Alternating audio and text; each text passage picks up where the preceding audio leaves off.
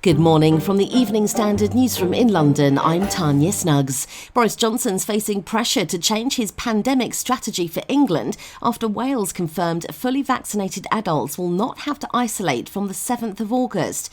The Prime Minister has insisted England is nailed on from the 16th to allow double-jabbed adults to escape isolation if they come into contact with a positive coronavirus case. But in Wales, First Minister Mark Drakeford has given the go-ahead for the isolation requirement to be removed 9 days earlier for some 2 million fully vaccinated adults. Labour leader Sir Keir Starmer has questioned why England should have a later timeline, saying it risks creating more pain for families and businesses, saying the government has never been able to explain the logic of their self-isolation rules and that it's just repeated the same mistakes over and over again. England's chief midwife has stepped up calls for pregnant women to get the COVID jab as soon as possible. GP records and Public Health England data suggest that hundreds of thousands have not had the vaccine as the number of mums to be in hospital with the virus increases. The Delta variant increases the chance of severe disease, according to separate data. In the last 3 months, 171 pregnant women with COVID needed hospital care, but none had had both jabs. Britain has celebrated golden news from the BMX track at the Olympic Games, along with mixed results in the water, amid more strong swimming performances but only middling results at the rowing regatta.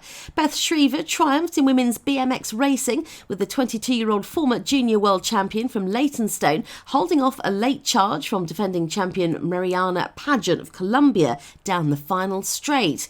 It was Britain's 6th gold medal of the Games, keeping Team GB in 6th place in the medals table. At the pool, Duncan Scott claimed Team GB's 6th swimming medal as he fell short of gold, coming second in the men's 200-metre individual medley final.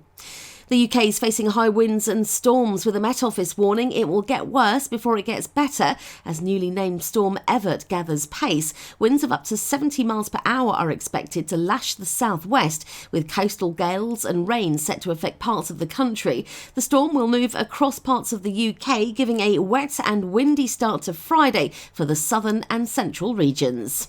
And Scarlett Johansson is suing Disney over its streaming release of Black Widow, which she says breached her contract and deprived her of potential earnings.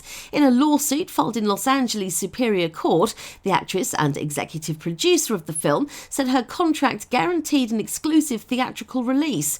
Johansson's potential earnings were tied to the box office performance of the film, which the company released simultaneously in cinemas and on its streaming service Disney Plus to rent.